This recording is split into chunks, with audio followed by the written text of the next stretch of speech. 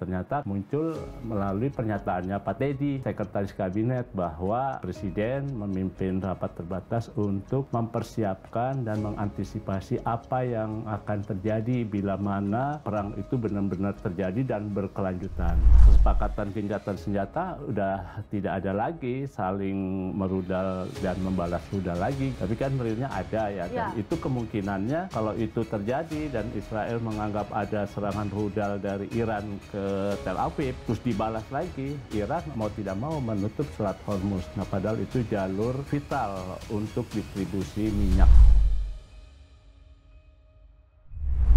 Hai sahabat Kompas TV, balik lagi di Istana dan Presiden bareng saya Friska Clarissa dan Mas Suhartono, wartawan senior di Istana Kepresidenan. Apa kabar Mas Har? Baik, Mbak Friska.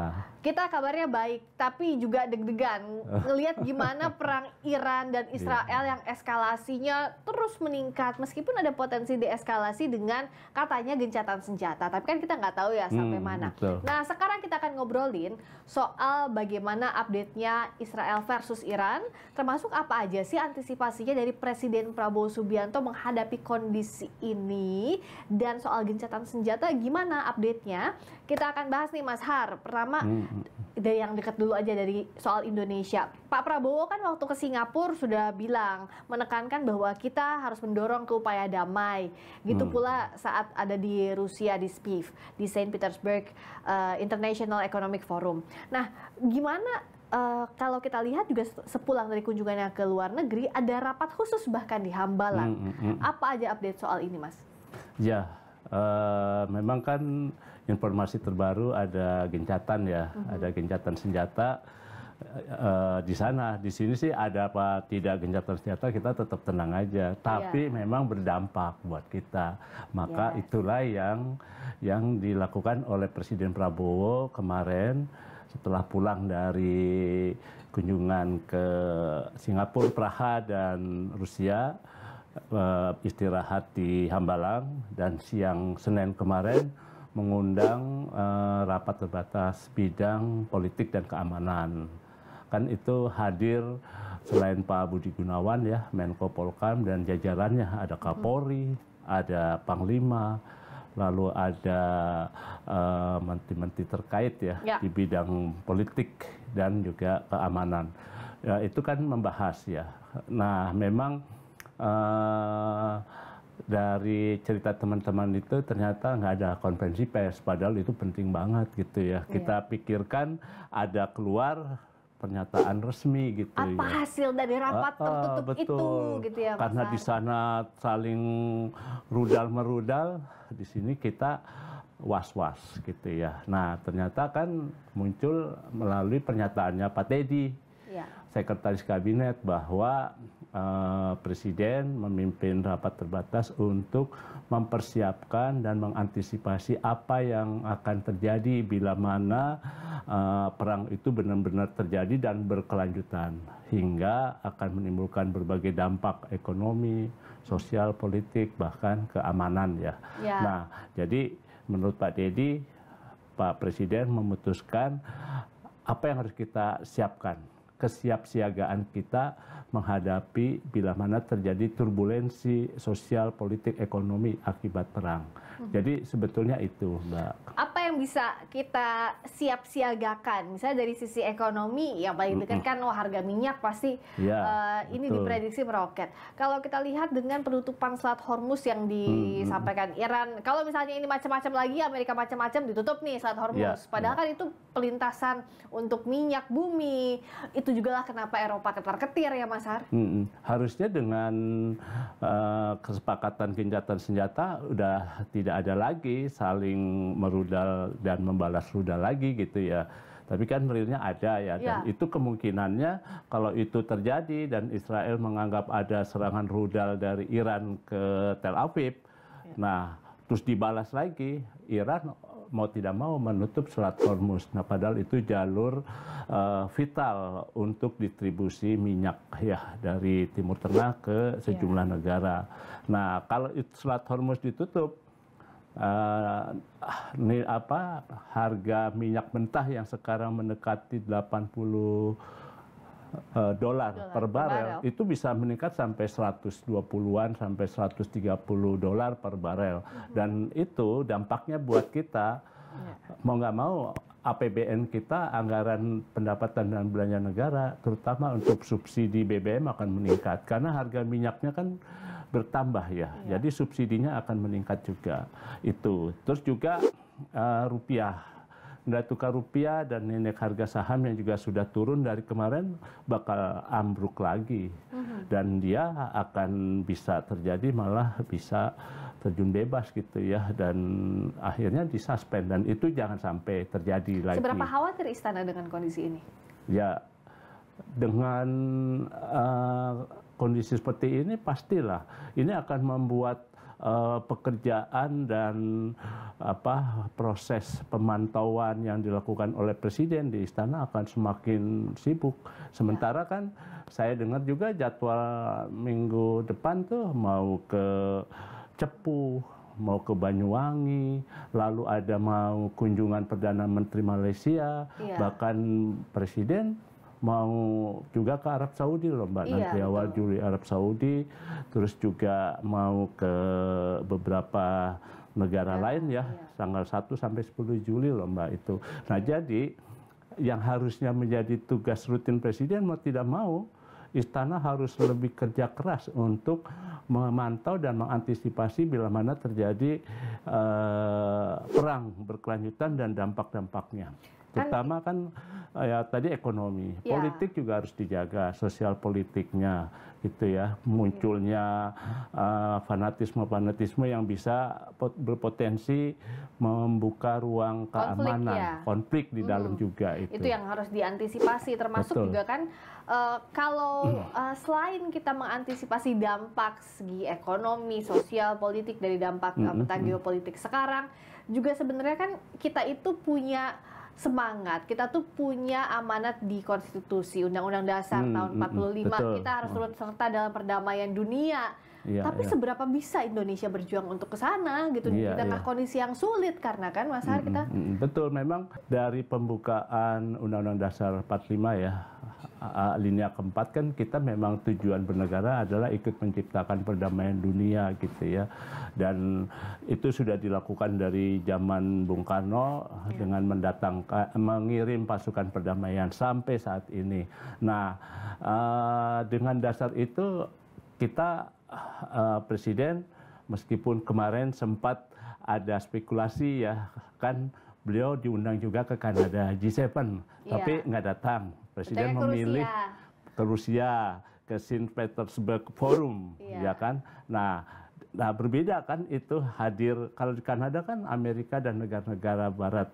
Kita diundang juga sebagai peninjau saja, tapi di sana kan nuansa sejumlah negara yang mendukung Israel kuat. Jadi kunjungan ke Rusia jadi menimbulkan spekulasi jangan-jangan nih mendukung Rusia, Blok Timur, bloknya Rusia ya, ada Iran. Tapi kan Presiden menyatakan Indonesia tetap netral karena kita berpegang pada pembukaan Undang-Undang Dasar 45 dan kita sebagai negara non-blok yang tidak berpihak kepada negara manapun juga. Nah, kaitannya dengan itu sebetulnya kemarin juga harapannya bila mana dari hasil pertemuan itu ya, rapat terbatas, misalnya Menlu diundang menyatakan kita akan berjuang juga di PBB untuk ikut mengajukan solusi-solusi yang terbaik untuk meredakan perdamaian di Iran versus Israel itu.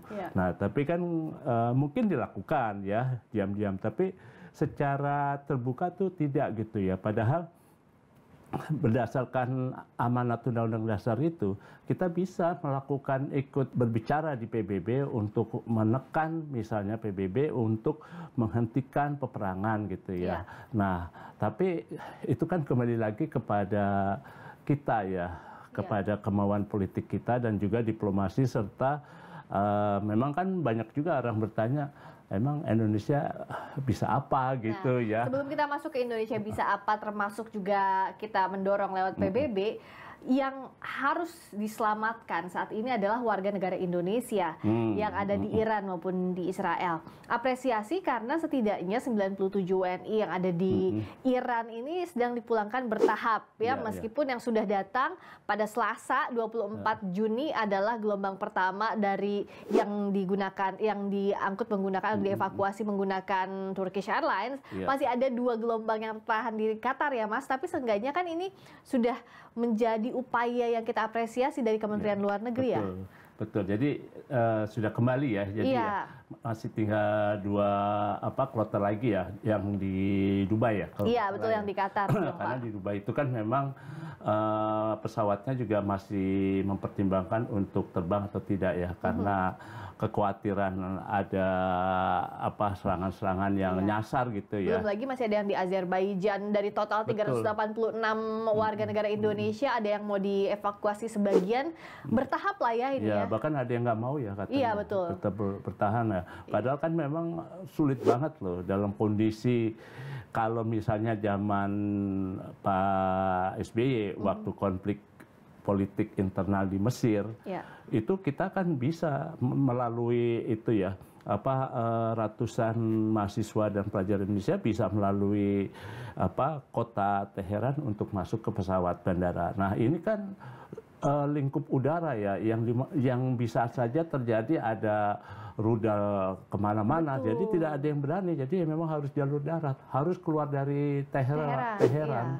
Dan dia harus masuk ke Baku ya, Baku ibu kotanya Azerbaijan itu.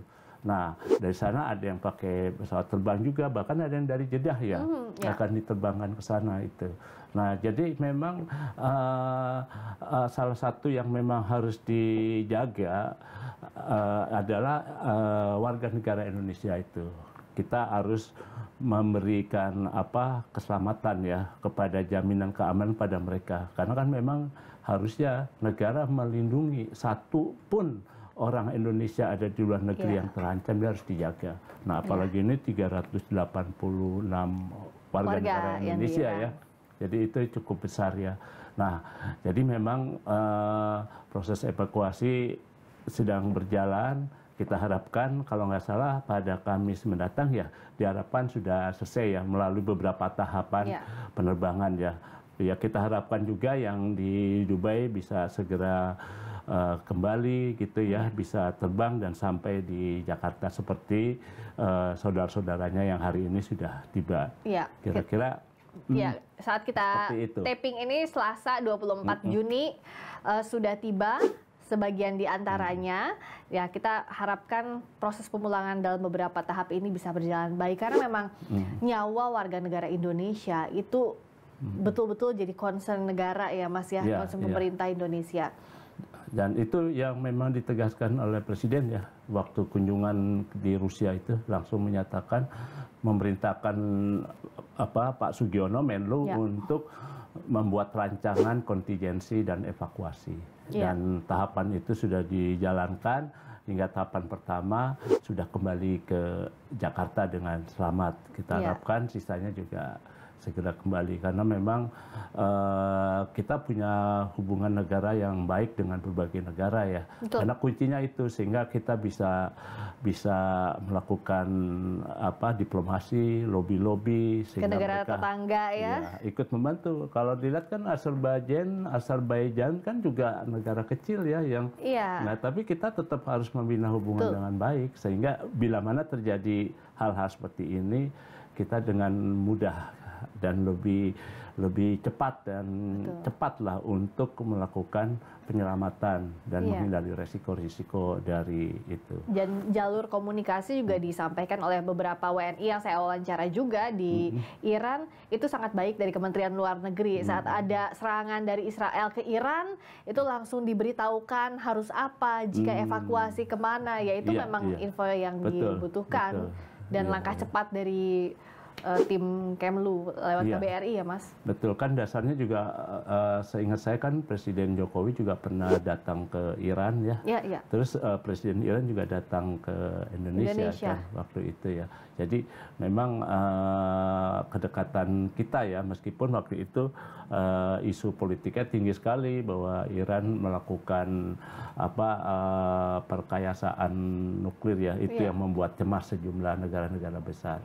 Nah, tapi dengan peran Indonesia yang punya hubungan baik secara bilateral maupun multilateral dengan beberapa negara, Mas Har, tapi kayaknya untuk mewujudkan perdamaian negara yang berkonflik, apalagi setelah Amerika Serikat campur tangan, ya, betul, diajukan ke PBB, kayaknya sampai sekarang nggak ada tuh peran PBB yang signifikan terhadap penyelesaian konflik ini, selain misalnya mengutuk, oke lah kalau mengutuk kan semua negara juga sama. Biasa ya. Iya, tapi peran aktifnya juga sulit ya kalau misalnya sudah turun tangan negara. Yang saya ikuti memang Sekjen PBB ya Guterres itu hanya meminta aja, tapi Dewan Keamanannya juga tidak berdaya. Amerika di situ punya veto. Karena kan Amerika salah satu negara dari 5 negara besar itu ya yang mempunyai hak prerogatif ya untuk menentukan, meskipun negara-negara minta A, tapi salah satu dari 5 negara itu mengeluarkan hak prerogatifnya.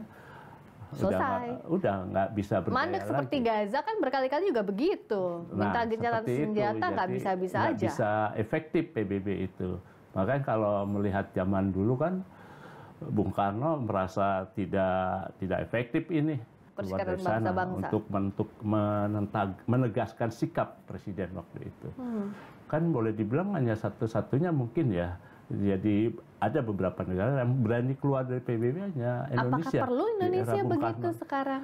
Ya, kalau Indonesia ingin benar-benar menjalankan amanat alinea keempat pembukaan Undang Dasar 45 bahwa di muka bumi di dunia ini tidak boleh lagi ada kolonialisme atau penindasan, ya Indonesia harus betul-betul konkret masuk ke dalam, Mbak, melalui PBB ya.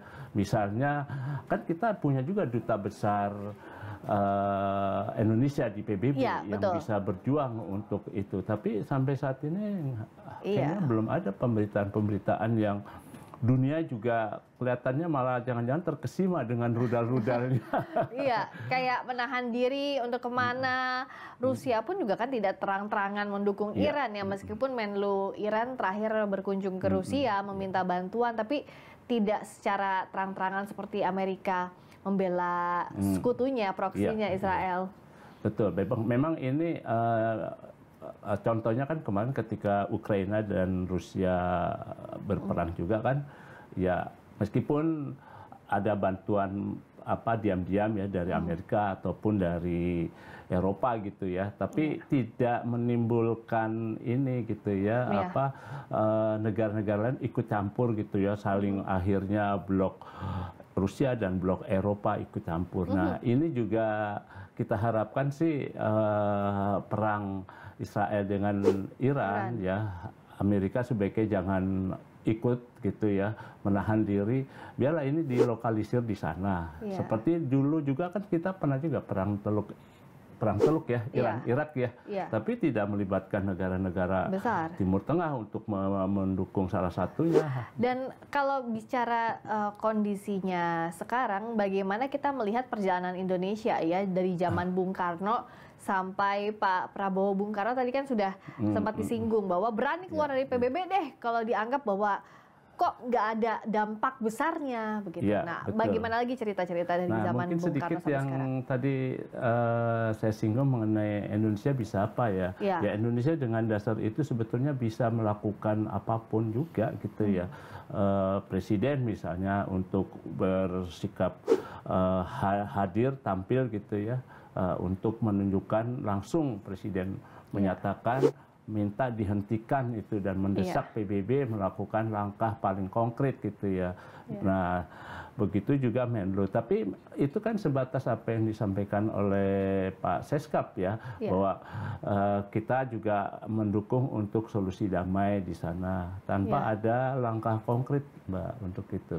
Nah, kalau menjelaskan langkah-langkah dari dulu, langkah presiden ya, pertama Presiden Soekarno ya, Soekarno itu kan memang orang yang sosok itu ya, pemersatu bangsa dia ya. Meskipun orangnya meledak begitu ya, tapi kan gagasannya dia betul-betul seorang pemimpin yang punya karismatik. Seperti yang tadi saya bilang, dia kalau prinsipnya dia ada yang tidak dia terima, dia berani keluar dari PBB. Karena ketika itu Malaysia akan dimerdekakan oleh Inggris. Nah, ini yang dianggap Bung Karno adalah bentuk kolonialisme baru yang ada di dekat Indonesia, sehingga dia menolak dan mencanangkan untuk mengganyang Malaysia waktu itu. Nah, tapi PBB kan diam saja. PBB malah menerima Malaysia sebagai negara baru, anggota baru di sana, dan Bung Karno menegaskan sikapnya menarik keluar. Nah, memang sikap Bung Karno itu, sosoknya itu memang begitu ya Mbak ya. Dia bisa waktu itu masih adanya kolonialisme, dia galang negara-negara Asia Afrika, dia bikin konferensi Asia Afrika, gerakan non-blok di sana. Dan sikap itu dia tunjukkan juga ketika memerdekakan Aljazair ya. Bung Karno diam-diam mengirim pasukan senjata loh untuk kemerdekaan Aljazair. Nah, jadi ada juga nih yang bilang nih, kalau sekarang presidennya model Bung Karno, mungkin dia akan maju mendukung Iran begitu barangkali gitu ya, karena sikap dia yang anti kepada penjajahan begitu ya? Penjajahan kolonialisme Israel ya, yang dengan gerakan Zionisme itu. Nah, mungkin seperti itu zaman Bung Karno itu, dia sosok yang keras, tapi dia juga tidak bisa berani menyatakan perang juga loh Mbak waktu itu kan. Irian Barat masih dikuasai, diduduki oleh Belanda. Akhirnya dengan Trikomando dia berupaya merebut kembali, dan sampai akhirnya diteruskan di eranya Pak Harto, ada penentuan pendapat rakyat. Nah, mereka akhirnya memutuskan kembali menjadi salah satu provinsi di Indonesia. Nah, di era Pak Harto juga, dia juga sebagai pemimpin juga dia datang langsung ketika terjadi konflik politik ya di Bosnia Herzegovina ya. Kan Presiden Soeharto datang ke sana, meskipun waktu itu diingatkan untuk menggunakan baju anti peluru ya. Tapi dia nggak mau pakai, dia tetap ke sana. Dan di sana memastikan selain keselamatan warga negara Indonesia yang ada di Bosnia, juga dia ikut mencari jalan solusi perdamaian, begitu. Nah, terus di eranya Pak Habibie, ya boleh dibilang 1 tahun lebih itu praktis kan berkutat untuk masalah transisi pemerintahan di dalam negeri ya, reformasi, dan beliau kan justru akhirnya Timur yang sebetulnya menjadi bagian Indonesia akhirnya melalui jajak pendapat akhirnya lepas dan memerdekakan diri sekarang itu. Dan sikap Pak Habibie itu memang sikap yang boleh satu sisi dibilang adalah demokratis gitu ya, tapi pada akhirnya kan melalui sidang istimewa MPR di-impeach, dan beliau akhirnya harus turun dan digelar pemilihan umum ya waktu itu. Dan di eranya Pak Gus Dur juga di awal pemerintahan justru akan mencoba mencari jalan damai antara Palestina dan Israel. Diam-diam kan Gus Dur melakukan lobby ya, baik ke Israel maupun ke Palestina. Meskipun sampai sekarang memang itu sulit tapi sekali. itu juga tidak ada kemajuan juga ya, tetap berseteru sampai sekarang. Nah, setelah Pak Gus Dur adalah Bu Mega. Bu Mega itu boleh dibilang menghadapi krisis politik dan cenderung akan terjadi peperangan antara Korea Utara dan Korea Selatan. Tapi dia ingat dengan pesan bapaknya kan, Bung Karno, bahwa kamu harus menjaga merekonsiliasi antara Korea Utara dan Korea Selatan. Nah, beliau datang baik ke Korea Utara maupun ke Korea Selatan mencoba untuk datang ke Korea Utara bilang ke Kim Jong Il bahwa Korea Selatan ingin rekonsiliasi. Begitu juga sebaliknya, upaya-upaya itu selalu dilakukan oleh Bu Mega untuk membawa pesan damai buat negara di Korea Utara itu dan Korea Selatan.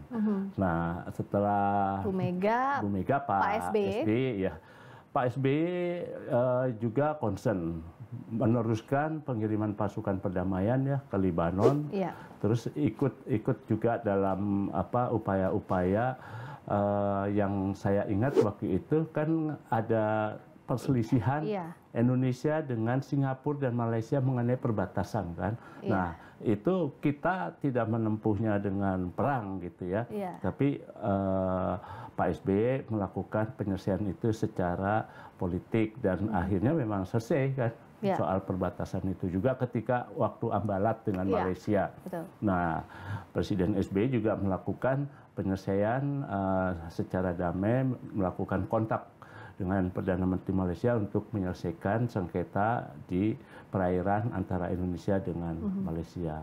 Nah, di eranya Pak Jokowi juga terjadi perang Ukraina dan Rusia. Nah, Pak Jokowi kan memberanikan diri untuk datang ke dua negara itu ya, datang ke Ukraina dan juga datang ke Rusia. Itu. Nah, di samping itu juga saya ingat Pak Jokowi itu juga memerintahkan Bu Retno ya untuk menjadi penengah waktu itu pertikaian antara Iran juga dengan sejumlah negara-negara Arab Saudi.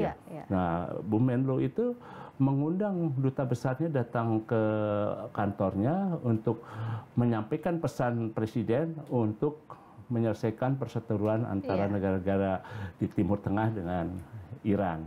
Nah, itu upaya-upaya yang dilakukan oleh presiden. Di antaranya seperti itu, Mbak. Itulah kenapa bahwa Indonesia harus selalu berperan aktif ya. Tapi bicara soal kembali lagi ke perang Iran Israel itu, mengapa kita harus tetap berperan aktif meskipun posisinya kan sulit. Kalau misalnya untuk mendamaikan dua negara dengan kondisi sekarang itu jauh lah dari sulit banget. Hampir tidak mungkin bahkan. Nah, tapi bagaimana Indonesia agar bisa tetap berperan dalam perdamaian dunia seperti yang tadi kita singgung soal amanat konstitusi? Ya, dengan dasar amanat konstitusi itu tentu juga harus ada rasa kepercayaan diri presiden dan pemerintah Indonesia dan dilandasi apapun hasilnya terus berusaha mungkin melalui Menlu atau melalui duta besar atau presiden sendiri mengambil inisiatif untuk misalnya langsung berbicara dengan Sekjen PBB atau dengan representasi dari Iran ataukah dengan Israel ya, kan kita juga terbuka ya, politik Indonesia kan terbuka juga meskipun tetap bebas aktif, artinya kita tidak membatasi diri untuk hanya dengan Iran saja atau dengan Israel saja, tapi semua pihak yang bertikai bisa diajak bicara. Nah, langkah-langkah itu penting karena Indonesia ini di tengah situasi sekarang harus memastikan stabilitas ekonomi, stabilitas politik, sosial, dan juga keamanan, Mbak. Tanpa itu kita akan kedodoran ya.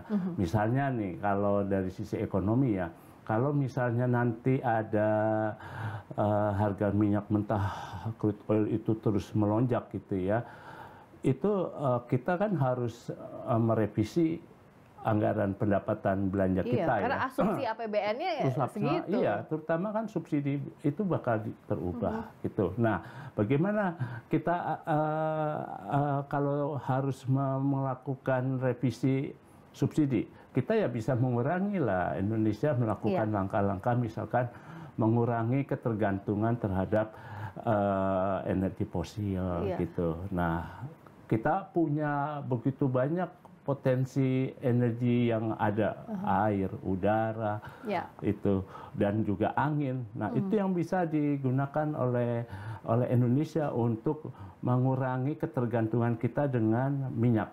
Yang kebetulan harga minyak mentah ini juga lagi tinggi gitu ya. Meskipun sempat turun ya sejak tadi Trump bilang bahwa ada gencatan senjata yang diklaim, pun juga ada angin segar itu sempat turun sedikit, tapi kan masih fluktuatif, kita nggak tahu ke depannya kayak masih gimana. Belum tahu kan, permanenkah atau hanya sementara saja gencatan senjata itu. Jadi memang sebuah keniscayaan bahwa Presiden kita memang harus mengusahakan perdamaian dan mungkin juga kepala-kepala negara lainnya harus bersama-sama mengusahakan itu karena betul Mbak, kita membutuhkan stabilitas itu sosial ekonomi politik ya. Kalau tidak, kita akan terdampak pada turbulensi ekonomi politik yang dampaknya ke kita meskipun sebetulnya ada di luar gitu. Nah inilah yang langkah-langkah yang harus kita lakukan. Semoga deeskalasi segera terjadi biar tidak semakin efeknya buruk untuk tidak hanya di Timur Tengah tapi juga kita akan terkena imbasnya. Terima kasih banyak Mas Har untuk Istana dan Presiden kali ini. Kita ketemu lagi pekan depan, bahas apa? Banyak yang seru di depan dan di belakang layar seperti biasanya. Jangan kemana-mana, tetap like, comment, share, subscribe, apapun itu biar Istana dan Presiden semakin banyak episodenya. Saya Friska Clarissa dan juga Mas Hartanam. Sama-sama. Pamit, dadah.